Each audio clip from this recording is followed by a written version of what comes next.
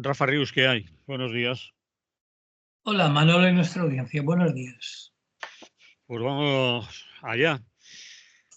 Estrenamos año, que es lo que se dice en estas Todos los años. ocasiones, y contamos algunas cosas. Tú querías hablar un poco, porque nos quedó pendiente en el último programa del año pasado, hablar de la situación internacional, cómo están las cosas por el mundo mundial, aparte de por aquí. Pues, ¿cuáles son esas perspectivas en política internacional?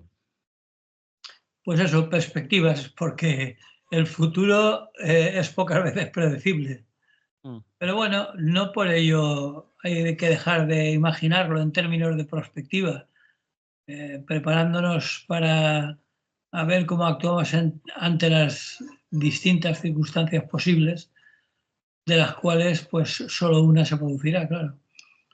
Hay que tener en cuenta lo rápido que evolucionan las cosas. eh, Asistimos a una aceleración constante de los acontecimientos históricos y viene bien para reflexionar sobre la posibilidad de que cada uno podamos intervenir o por lo menos reflexionar eh, para ver cómo podemos intervenir de alguna manera que no sea delegando nuestra capacidad operativa con una papeleta de voto cada 4 años. mm. Así que bueno, si te parece, vamos a ver algunos de los escenarios internacionales, porque evidentemente no están todos los que son, pero al menos sí son todos los que están. Entonces, si te parece, empezamos por la guerra en Ucrania. Pues vamos allá, a ver. La última noticia de estos días ha sido que Ucrania cierra el paso al gas ruso hacia Europa después de casi 3 años de guerra.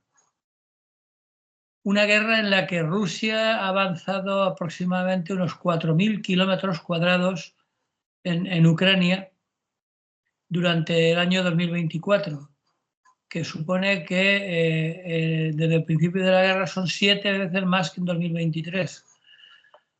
Y la principal incógnita de cara a 2025 es qué va a pasar tras la llegada de Trump y el más que previsible cese del suministro de armas norteamericanas a Ucrania.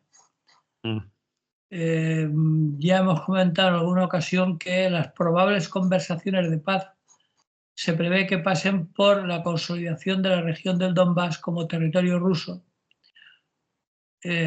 y es lo que va a posibilitar firmar una paz.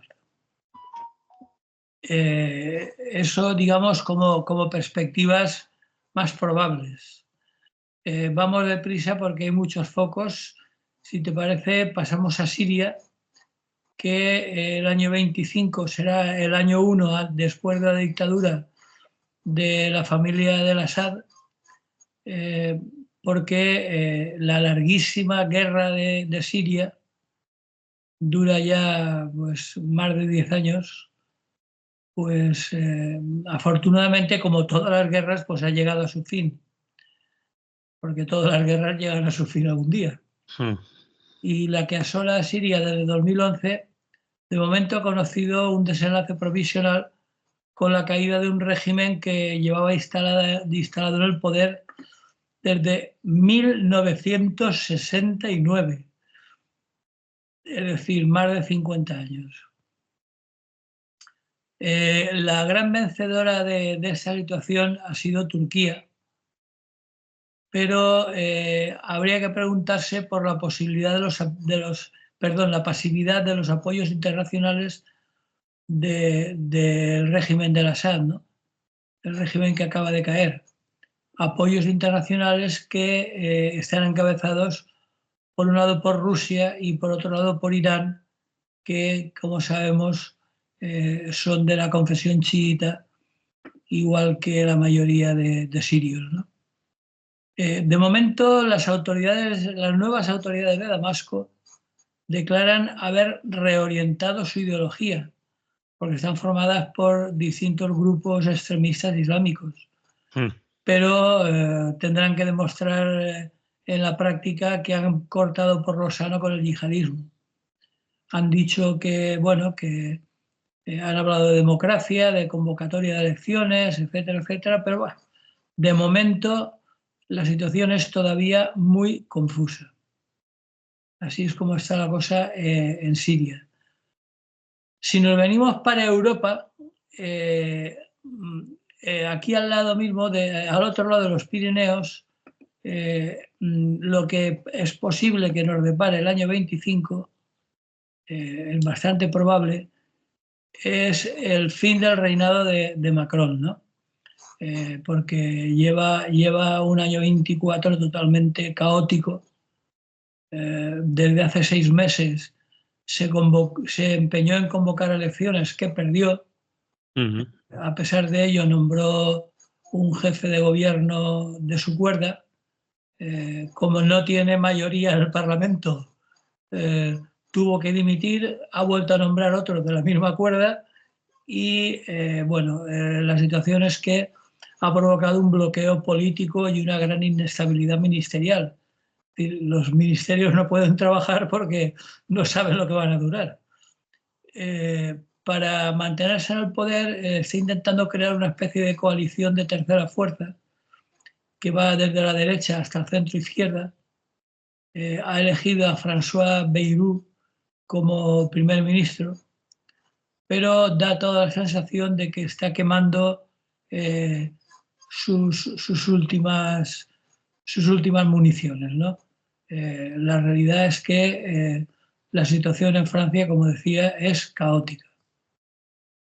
Siguiendo el repaso de lo que va a ser el año 25, por supuesto hay que hablar del genocidio de Gaza.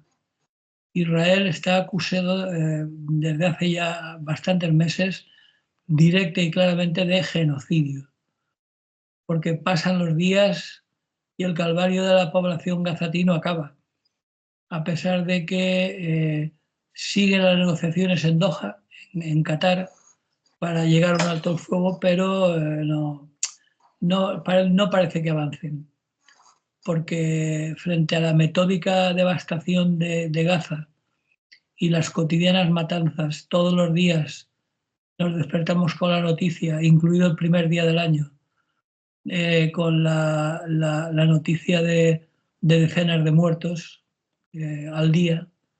El balance en vidas humanas ya se acerca a los 50.000 muertos, según las cifras de las autoridades de Gaza, y numerosas organizaciones internacionales ya no tienen ningún empacho en usar la palabra, que por otra parte es una palabra muy connotada simbólicamente en el caso de los judíos, de genocidio.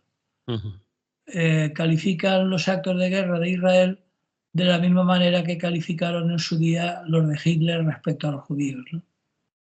En un comunicado del más reciente informe de Human Rights Watch, la organización de vigilancia de los derechos humanos, señalaba que las autoridades israelíes han creado deliberadamente unas condiciones de vida destinadas a crear la destrucción de la población de Gaza, incluso privando intencionadamente a los civiles palestinos de un acceso adecuado al agua y a los alimentos.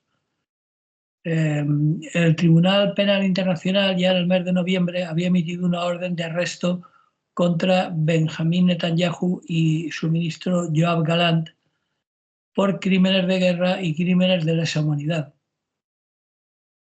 Previamente, ya en enero del año pasado, el Tribunal Internacional de Justicia ya había ordenado a los mandatarios israelíes que tomaran medidas provisionales para cumplir en Gaza con sus obligaciones respecto a la Convención sobre el Genocidio. Esto ya tiene años. Esto procede desde los años 90 en la antigua Yugoslavia. Desde Srebrenica, el marco jurídico de este tipo de demandas de genocidio ya estaba muy bien definido y por lo tanto no han tenido ningún problema para considerar así a lo que está haciendo Netanyahu y su gobierno en Gaza y, bueno, y en Cisjordania y en Líbano y donde se preste, ¿no? Entonces, bueno, saben que no pueden viajar más que a los países amigos, por supuesto a Estados Unidos, pero poco más. Si van a cualquier otro país, las autoridades de ese país tienen la obligación internacional de detenerlo por la acusación de genocidio. Bien, otro foco importante que va a continuar dándonos numerosas noticias, la mayoría de ellas bastante funestas, es el retorno de Donald Trump a la Casa Blanca. Después de sobrevivir a 2 intentos de asesinato durante su campaña de este año pasado, Donald Trump, que recordemos que se burlaba de Biden por lo viejo que era, pero él tiene ya 78 años. De hecho, se convertirá en la persona de mayor edad en asumir la presidencia de Estados Unidos. Esto será el 20 de este mes. Y bueno, y a todas estas, Trump será también el primer mandatario de Estados Unidos convicto después de ser declarado culpable en mayo del año pasado de nada menos que 34 cargos relacionados con la falsificación de registros comerciales para ocultar pagos de dinero hechos a una actriz de películas pornográficas, Stephanie Clifford, conocida como Stormy Daniels, la tormentosa Daniels, que, bueno, a pesar de todo, no va a impedir, a pesar de esos 34 cargos en los que ha sido declarado culpable, dada la peculiar legislación norteamericana y el control que ejerce Donald Trump y el Partido Republicano de las altas instancias de la judicatura, pues no va a impedir que Donald Trump el próximo día 20 tome posesión como presidente de Estados Unidos. Y bueno, y como ya vimos en su día, el presidente republicano basó su campaña electoral con promesas de dejar a Estados Unidos al margen de conflictos extranjeros. Pero esa es una de las grandes mentiras, o de las primeras mentiras que es de esperar que se apresure nada más tome el poder en cambiar, ¿no? Por ejemplo, como hemos comentado, la guerra de Ucrania, que va, según todos los indicios, va a suspender el envío de armas norteamericanas, que recordemos que es el principal suministrador hasta ahora de armas a Ucrania. También va a aumentar, según ya ha dicho en varias ocasiones, los aranceles a socios comerciales extranjeros. Y luego, en positivo, dice que va a empeñarse en la reconstrucción de la industria nacional. Recordemos que la industria de Estados Unidos lleva ya varios años de bajón, ¿no? Y bueno, y a pesar de lo dicho, en los últimos días ya ha sugerido un enfoque más agresivo de su política exterior. Y como tontería máxima, que de eso sí que no para, siempre nos depara nuevas sorpresas de tonterías que nunca se sabe cuándo pueden dejar de serlo, pues bromeó con la chorrada de que pronto Canadá sería un estado más de Estados Unidos. Toma ya. Bueno, y lo de Groenlandia. Sí, sí, sí. Lo de Groenlandia, que reiteró su deseo de expresar durante su primer mandato ya de comprar el territorio autónomo a Dinamarca, la isla de Groenlandia, que recordemos que es la segunda isla mayor del mundo, pero que, bueno, el gobierno danés se apresuró a decir que no está a la venta, vamos. Pero bueno, él lo ha dicho de todas formas. Y para acabar con su política exterior, ha amenazado con recuperar el control del Canal de Panamá. Recordemos que el Estados Unidos, que era el que lo había construido porque le interesaba, durante el gobierno de Carter, que recientemente fallecido, por cierto, en el 1999 fue devuelto al gobierno de Panamá. Bueno, pues ahora Trump ha expresado su deseo de recuperar el control del Canal de Panamá. ¿Qué tipo cuáles de estas iniciativas va a intentar llevar a cabo? Pues bueno, en principio ninguna, pero nunca se sabe. Porque, por ejemplo, hablando del Canal de Panamá, hay que recordar que China es el segundo mayor usuario del Canal de Panamá, después de Estados Unidos. Y también tiene inversiones importantes económicas en Panamá. Pero bueno, ya digo que en principio es difícil que monte esos tinglados que serían tan trágicos en muchos sentidos. Pero yo personalmente no me fío nada de que intente algunas de esas tres cosas de política exterior que ha dicho que tiene en su agenda para el año 25. De hecho, su segundo hijo, Eric Trump, había publicado una imagen en X que mostraba a Estados Unidos agregando Groenlandia, el Canal de Panamá y Canadá a un carrito de compras de Amazon. Se ve que se había hecho un selfie en el que posaba con un carrito de compras de Amazon en el que había acumulado Groenlandia, el Canal de Panamá y Canadá. O sea que cuando el río suena, ojo con Trump, porque nunca se sabe dónde lo puede llevar su locura. Bien, volvemos a cruzar el charco y nos vamos a Alemania. Alemania es otro de los países, junto con Francia, recordemos que son las dos principales potencias europeas de la Unión Europea, que va a celebrar elecciones anticipadas el 20 de febrero próximo, después de que el gobierno de coalición que había, que unía a los socialdemócratas de Olaf Scholz, a los verdes y a los demócratas libres, que es un partido de centro-derecha raro, pues que ese gobierno colapsara a principios del pasado noviembre y convocara elecciones para febrero, para el 23 de febrero. Esas elecciones se desarrollarán, seguro, en un contexto global muy complicado para Alemania, porque además de la guerra en curso en Ucrania, que pone a prueba la posición diplomática y económica de Berlín en Europa, pues también tiene graves problemas económicos porque tiene que hacer frente a la competencia de China. Recordemos que el principal aspecto industrial de Alemania son los coches, Mercedes, BMW, etcétera, y que tiene que hacer frente a la competencia china que está intentando invadir Europa con coches eléctricos para aburrir, ¿no? Y bueno, sin olvidar la posibilidad de que el presidente electo de Estados Unidos, Donald Trump, pues se dedique a lanzar una guerra comercial una vez que vuelva a la Casa Blanca, ¿no? Porque Berlín, de momento, el crecimiento ya es prácticamente cero y desde el punto de vista industrial se enfrenta a un segundo año ya de recesión. Ya lo fue el 24, pero las perspectivas para el 25 no son demasiado halagüeñas.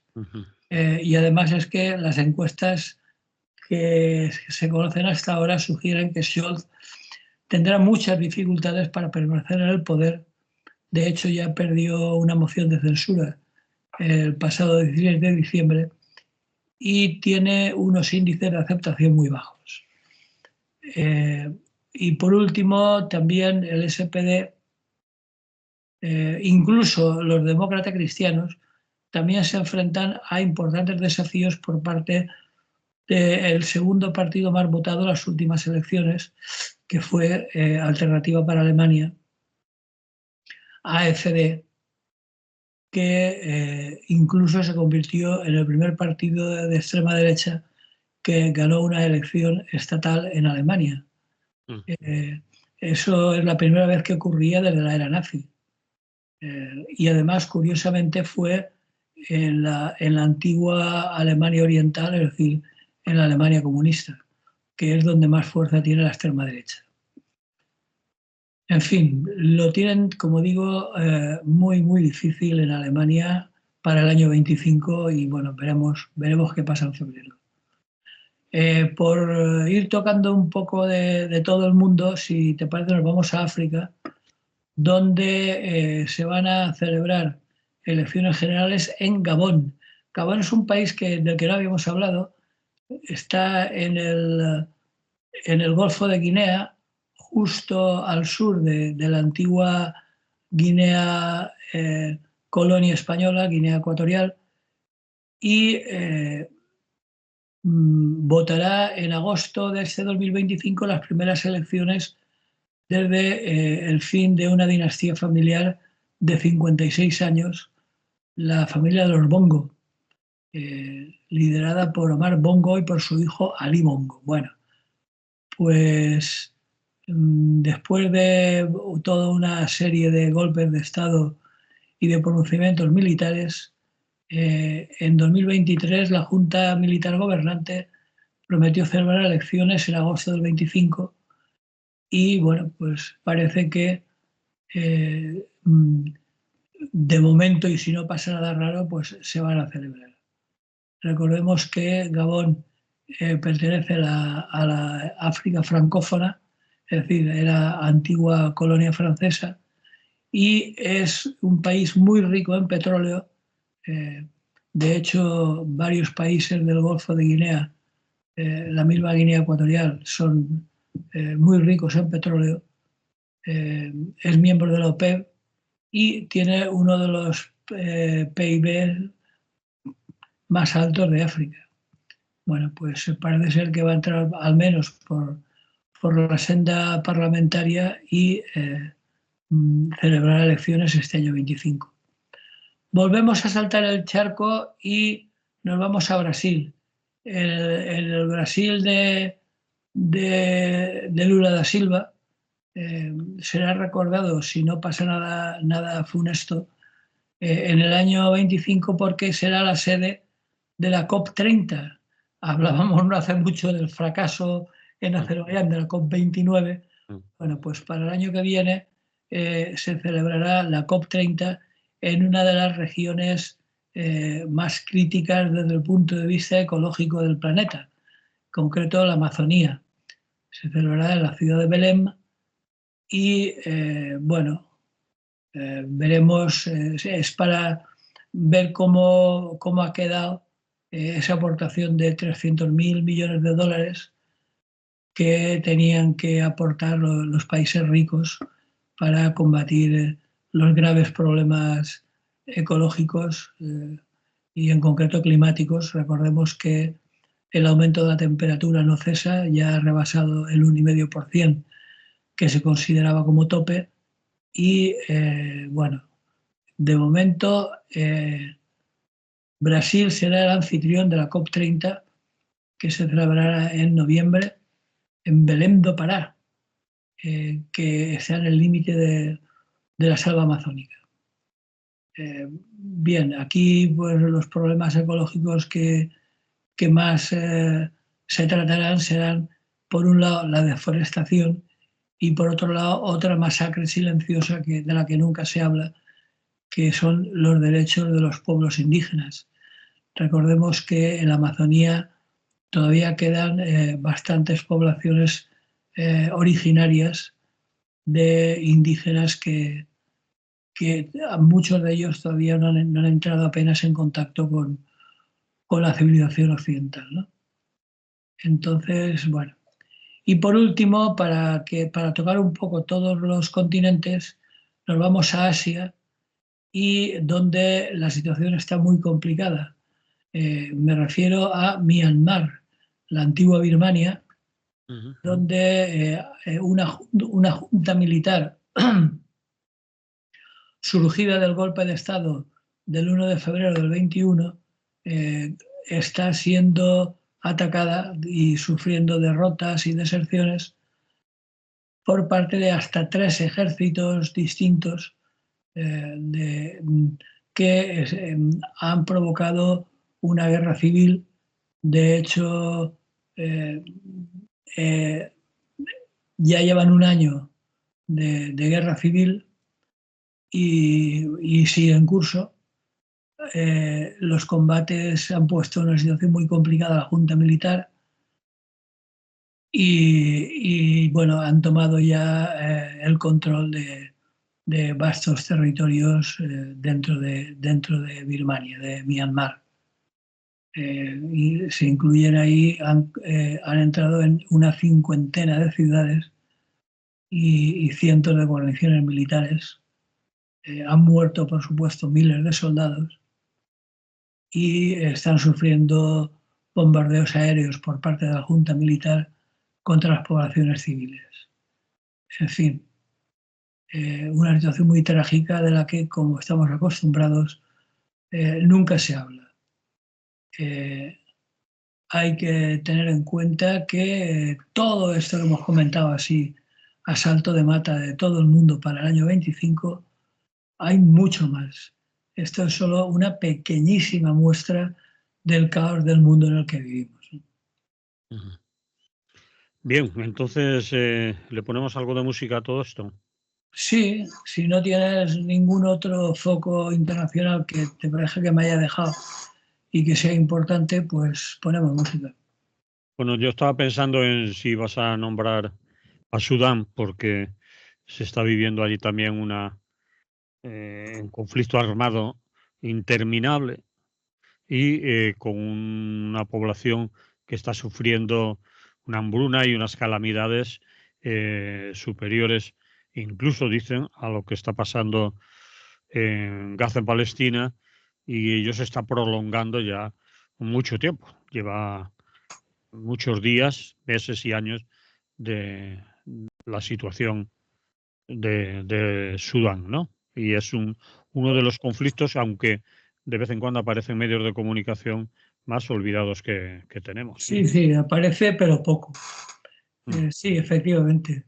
Se pensó que tras la partición en dos estados, Mm. Sudán del Norte y Sudán del Sur, pues que la cosa iría calmándose entre un Sudán mayoritariamente islámico y otro animista y cristiano y demás, ¿no?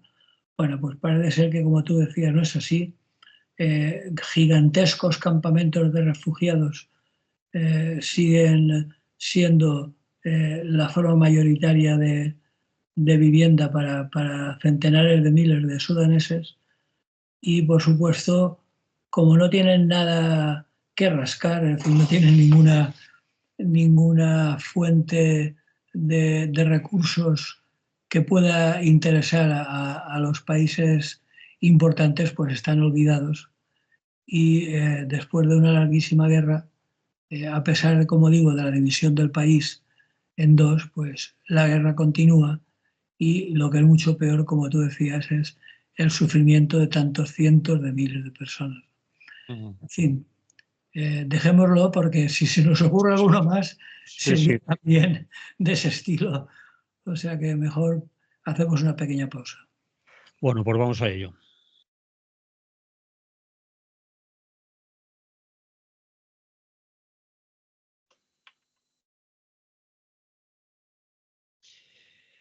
Continuamos en la sintonía de Radio Clara. Estamos en Es lo que hay. Estamos hablando con Rafa Rius y vamos con otro tema. 1924-2024, 100 años de radio en España. Pues vas a hablar de la radio. Pues Sí, señor, la radio. a ver. Vamos con un tema algo más amable de la situación que es la situación internacional. Efectivamente, llevamos ya, y no lo parece, 100 años, se cumplían este pasado año 24, de la primera emisión de una radio en España, ¿no?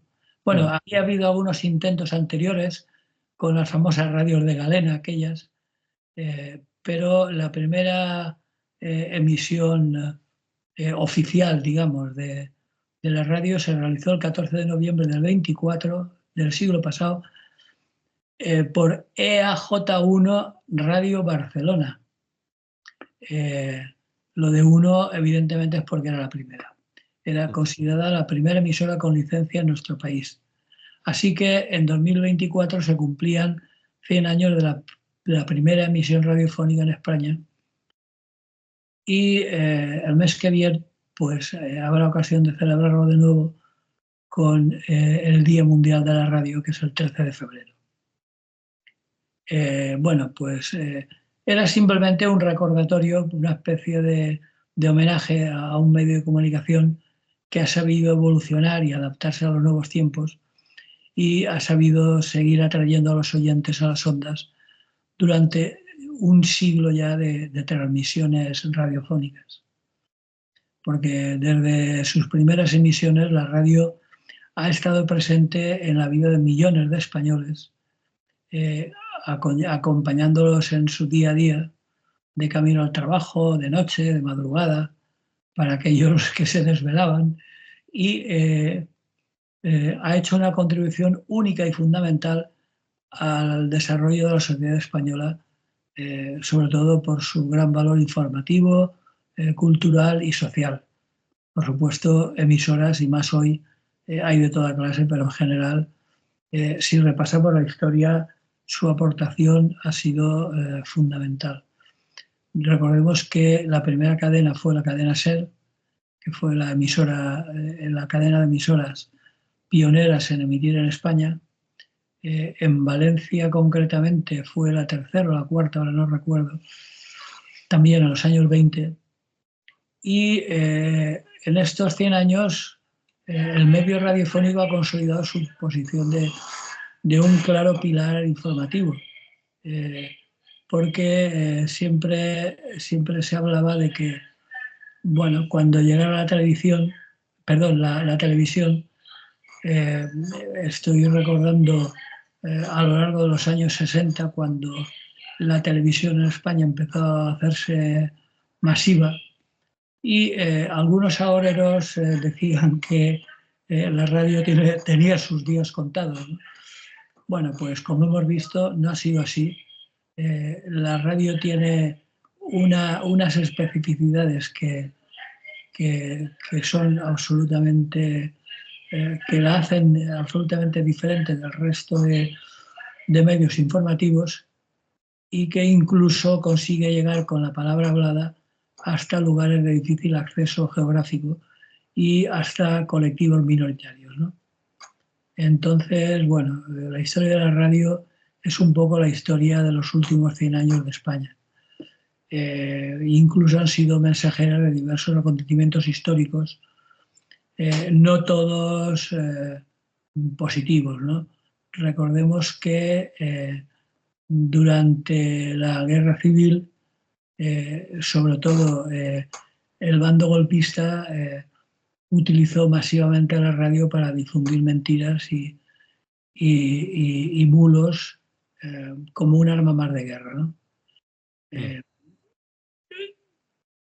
Recordemos que Radio Nacional, que ahora tiene, si no recuerdo mal, 5 canales, nace, como digo, en la zona golpista en 1937. Y hubo algunos generales, el más conocido, el Millán Astray, que utilizaron la radio de manera absolutamente torticera y mentirosa para difundir noticias falsas y favorecer así el avance de las tropas fascistas, ¿no? De hecho, Radio Nacional tuvo la exclusividad informativa hasta el año 77. Es decir, son 50 años donde si querías saber las noticias tenías que sintonizar el parte, que se llamaba, es decir, el radiodiario nacional. Hay que recordar que todas las emisoras de todas las cadenas, cuando llegaba la hora del parte, tenían la obligación de sintonizar con Radio Nacional, pues eso lo recordarás todavía, ¿no? Sí, sí, diario hablado de Radio Nacional de España. Bueno, en fin, algo típico porque Millán Astray y en general todos los mandatarios franquistas tenían claro como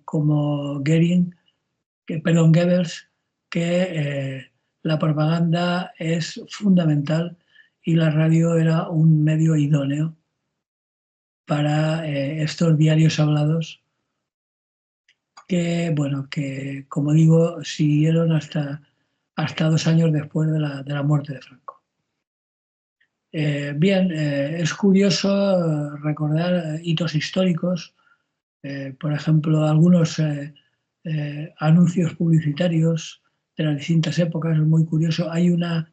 Ahora en RTV hay posibilidad de acceder a los archivos de Radio Televisión Española que nos permite escuchar audios con programas, pues yo qué sé, como las radionovelas, el consultorio de Elena Francis, etcétera, etcétera, ¿no? Son audios que para el que le interese la radio, hay algunos muy interesantes, sobre todo para ver cómo ha sido la evolución de la radio. Porque, como digo, hasta la consolidación de la televisión en España a mediados de los 60, la radio era la principal fuente de información y entretenimiento, sobre todo en zonas rurales de la España vaciada, que no tenían acceso a la prensa escrita. Bien, pues eso, hay gente que se creía que la radio iba a desaparecer, pero no ha sido así. Y para acabar, mención aparte merecería a últimos de los 70 y primeros de los 80 la aparición de las radios libres, llamadas también el tercer sector. Es decir, ni son públicas ni son privadas, son libres. Son unas emisoras, como sabemos, al margen de los grandes grupos empresariales de comunicación, independientes de intereses comerciales o manipulaciones políticas y, por supuesto, sin ánimo de lucro.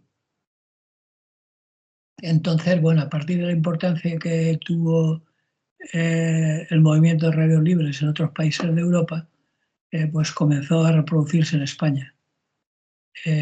Como digo, se caracterizaban por su libertad y su autonomía.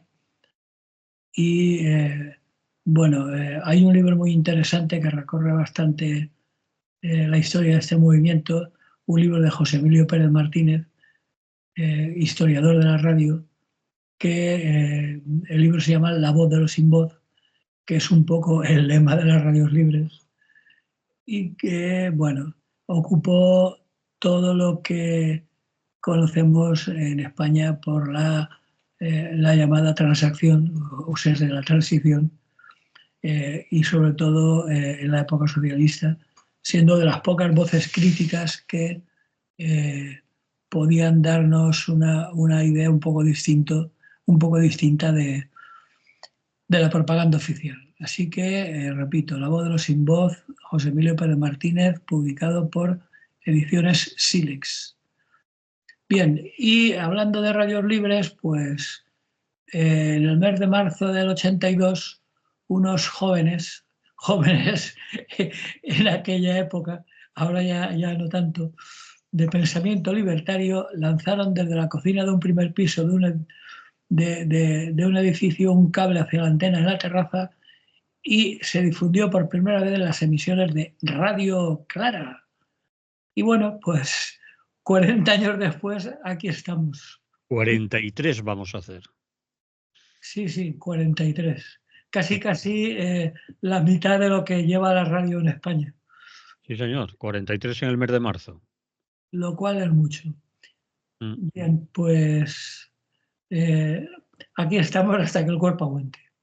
Bien, y como cuestión a debatir, porque se ha debatido mucho la especificidad de la radio como medio de comunicación. Se ha abusado del tópico de que una imagen vale más que 1000 palabras, pero lo que parece evidente es que la radio tiene un espacio propio mucho menos invasivo que la televisión, que te obliga a fijar tu mirada sobre la pantalla y que propicia una mayor posibilidad de reflexionar sobre lo escuchado. Así pues, larga vida a la radio. ¿Cómo lo ves, Manolo? ¿Tú crees que la radio puede desaparecer? Sí creo que la radio, ¿qué? Puede desaparecer. No, vamos a desaparecer antes los que estamos por aquí y la radio va a continuar. Hombre, eso seguro. Pero que lo digo porque con tantas pantallas de todo tipo, con tantas redes sociales, pues parece ser que hay algunos que opinan que la radio se está quedando un poco obsoleta. Creo que no. Si la radio sabe adaptarse, tiene su espacio importante para continuar siendo un medio de comunicación, eso, masivo y que la gente acuda a ella para informarse, para entretenerse, para aprender, para muchas cosas. Yo creo que va a continuar. Obviamente no va a ser la misma radio de hace 43 años ni la misma de hace 100 años, pero va a seguir ahí, con formatos diferentes, con receptores diferentes. Ahora la radio se puede escuchar, quien lo iba a decir, en un chisme que se llama teléfono móvil, smartphone, en cualquier parte del mundo. Puedes llevarte tu emisora preferida de un barrio de Valencia y escucharla en Australia, en cualquier lugar de allí, siempre que tenga una emisión por internet, porque las características técnicas y todo eso han mejorado, cambiado, son muy diferentes y todo eso puede funcionar. Bien, yo creo que no va a desaparecer y que ahí está. No, yo creo que tampoco, pero sobre todo por lo que decía al principio, por la especificidad de la radio, porque es mucho menos invasiva que las pantallas y te permite hacer otras cosas mientras la escuchas y posibilita mucho más la reflexión. Yo también creo y espero que la radio siga todavía muchos años después de que nosotros hayamos desaparecido. Así que, como decía al principio, larga vida a la radio.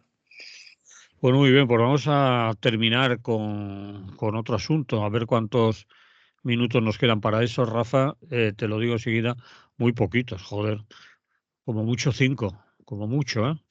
Pues Así que, nada, lo haremos breve porque eh, es un tema que ya se veía venir. Yo lo había titulado Así reconstruye Mazón. bueno, pues tú mismo. De momento, el actual Consell de Mazón prevé dejar sin efecto el Plan de Acción Territorial de la Infraestructura Verde del Litoral que se había aprobado por el Gobierno del Botánic en 2018. Protegía 7.500 hectáreas, de las que más de 1.000 están en zonas inundables y son urbanizables. El año 23 se aprobó el Patricova, vaya nombrecito, que es el Plan de Acción Territorial sobre Prevención de Riesgo de Inundaciones. Y a grandes rasgos se prohibía ejecutar nuevos desarrollos urbanos en zonas inundables, salvo que ya estuvieran aprobados. Pero bueno, ahora Amazon ya ha empezado a intervenir. De momento ya ha dicho que flexibilizará la ley urbanística para dejar en manos de los promotores la iniciativa de los nuevos desarrollos urbanísticos. Ya ha multiplicado por 8 el valor del contrato a dedo de la reconstrucción de lo afectado por la DANA. De momento ya se lo ha dado a la empresa en la que trabajó su jefe de gabinete. Ya va por ahí diciendo mentiras. Alcalde y empresario ya han desmentido a Amazon sobre la recuperación de los polígonos, que ha dicho que Amazon ha dicho que ya está prácticamente al 100%, y los empresarios y los alcaldes han declarado que es una mentira como una catedral y dicen que aquí seguimos quitando lodo. Entonces, ha habido ya numerosas adjudicaciones, se ha modificado el contrato de emergencia que había sido encargado a la empresa STV Gestión Sociedad Limitada, que le habían ya adjudicado a dedo el lote 2 del polígono de Ribarroja, y bueno, etcétera, etcétera, etcétera. De todas formas, ¿a quién le extraña que Mazón ya haya comenzado los trapicheos para encargar de la reconstrucción a sus amiguetes? Desde luego a mí no me extraña ni un pelo, porque Mazón, que ha sido el palanganero de Zaplana en sus comisiones de ITV en sus tiempos, pues no era de esperar que actuara de otra forma. Pero en fin, van a seguir construyendo esos amiguetes en zonas inundables, van a eliminar todos los planes de protección ecológica del gobierno anterior y, bueno, pues van a continuar con lo que más o menos cabría esperar. Lo único que nos explica es cómo es posible que tanta gente haya votado a semejante inepto, pero bueno, la gente que lo haya votado sabrá.